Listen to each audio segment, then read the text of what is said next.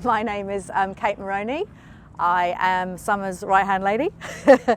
We see each other every day and we run Bay of Islands Animal Rescue. I also run Bay of Islands Vets Kawa behind you, so I'm with Rescue and with Vets. Kia ora, I'm Summer. I'm the chairman of Bay of Islands Animal Rescue and the face and front line of everything we do every day.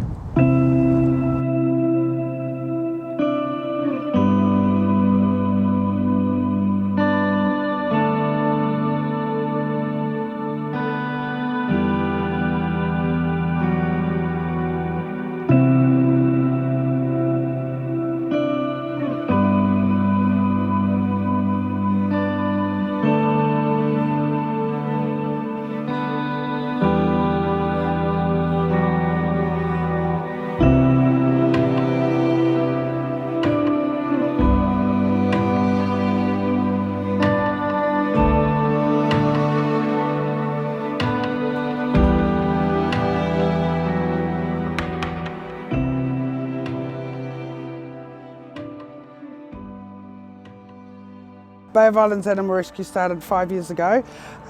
For the first 12 months I was just like a crazy animal lover coming in and out of the vets with waifs and strays. Kate would ring me and say we've got another puppy or another dog, and I'd come down and we'd de-sex and rehome, and then we felt that we needed a bit more community support and funding, so we become Charitable Trust registered, and here we are today.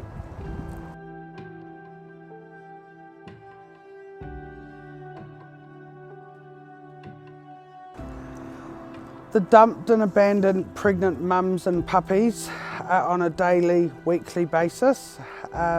Thankfully for Saving Hope Foundation, they take on all our mums to be or mums and pups. A lot are found with mange, broken bones, suffered horrific abuse every week. And there's some that are broadcasted and some that just can't be because they're too bad. So we have to suffer in silence with the ones that we can't broadcast. I think mandatory de-sexing is huge and it's a must. I think that's the only way we're going to get on top of all of this neglect and abuse and dumped animals. A lot are dumped because they're pregnant, and it's made out to be the dog's fault because she got pregnant, and it comes back at the owner's irresponsibility.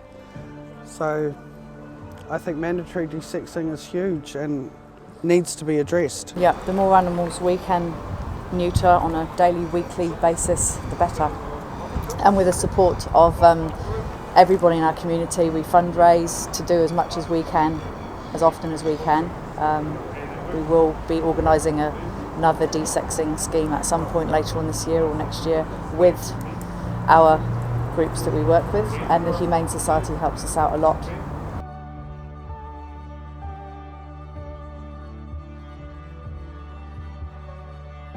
Yep. All the time. All the time, every day.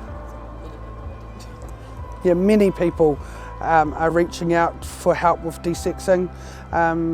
We also, with our de-sexing, you get a year's free registration, so it's a good incentive to get your dogs all up to scratch.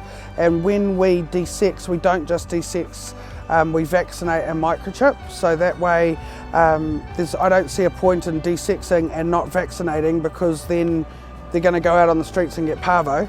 So we vaccinate and microchip so that we can, if the dog's wandering, we can scan it, we can find out where it comes from, and we can take it home so that they don't end up in the pound, because a lot of people, once they hit the pound, people don't have the money to get their dogs out of the pound. So we also broadcast that we will fundraise to get your dog out of the pound as well. And there's conditions. We will fundraise to get your dog out of the pound, but it has to be de-sexed, and we will de-sex it as well. And that's the same with if your dog needs a vet and you can't afford it. If it's a broken leg or an amputated leg or something like that, de-sexing. We will, if you need help from us, we will help, but you have to allow us to de-sex, because not doing that is just making our job so much harder.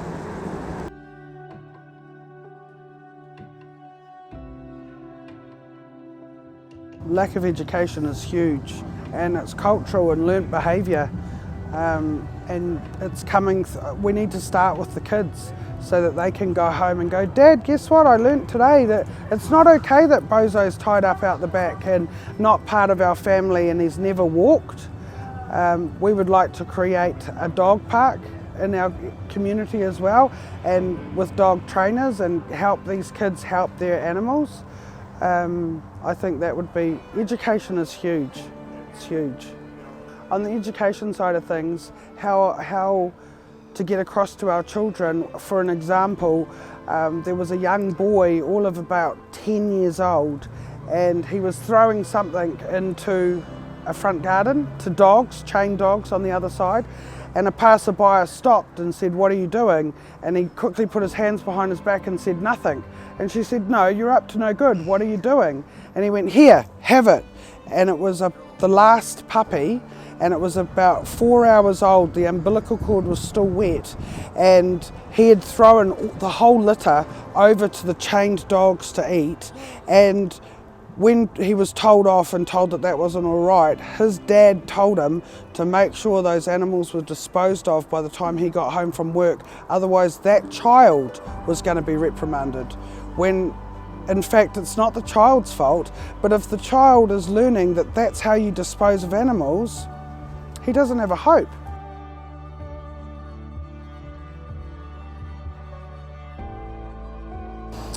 Just like in last week, 4 puppies surrendered to us. She wanted to keep the injured puppy, and thankfully the animal control officer was insistent that that puppy needed a vet.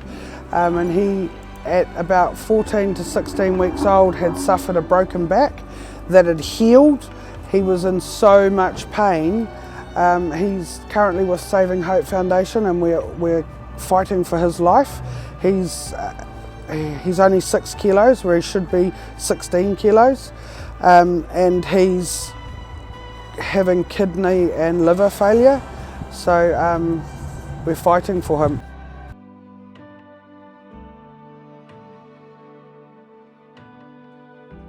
Yep, so our community is very supporting, and the Humane Society, Bay of Islands vets, the relationship we have with them is huge. We couldn't do what we do without the support of the community or our vet. And Paws Justice for all our food, and Paws Justice also help with us being able to feed the community animals. And we also have a great relationship with Farnell District Council and the Pound. We work very closely with them on a daily basis. We're totally all volunteers, 7 days a week, 24 hours a day, and we're not government funded, we're all community funded. Humane Society help us, our vet helps us with the discounts, and we have food bins at all of the 4 squares in the Northland area, and those food bins feed our community animals. And our community pantries, we also put food into the community pantries. And if you're needing ongoing support, then we like to come and work with the families and see what we're working with.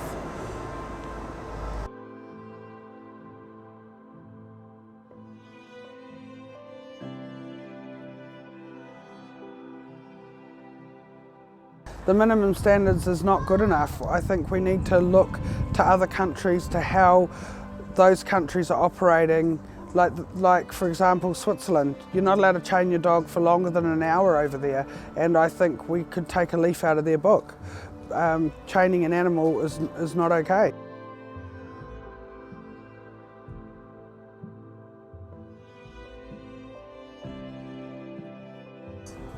A separate animal minister to be appointed would benefit the animals of New Zealand hugely. Currently, I think it's a conflict of interest because currently they're all for live export where it shouldn't be.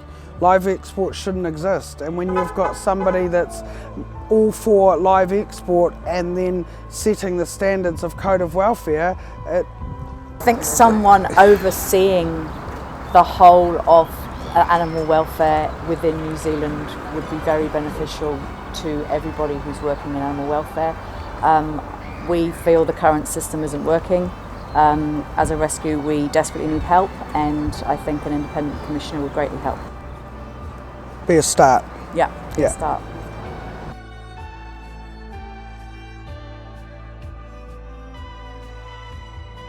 I think the ARC's initiative is amazing and greatly needed, and I think we all need to stand up and work together. Our goals are the same, and I think standing united is what we need.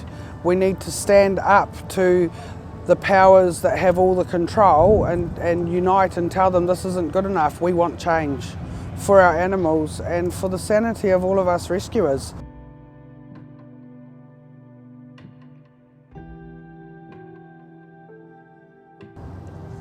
After meeting with the ARC this morning, I can see that I'm on the same page, and along with a lot of the other rescues out there, and I think you need to stand united so that we can achieve something, because one or two of us isn't going to get what we need. We need all of us to stand together and fight for change.